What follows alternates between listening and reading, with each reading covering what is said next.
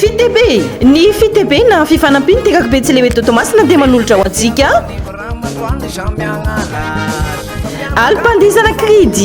alpandizana kridy iarahana amin'ny Juju orchestra fotoanantsika ary ny zoma raiky amin'ny 3 jolay 2024 amin'ny Spirou ao amin'ny Commercialisation chinoise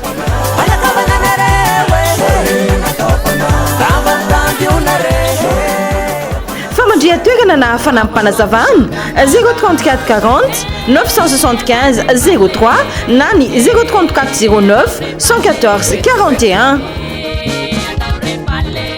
tongava maro ampiaramoa Fitebe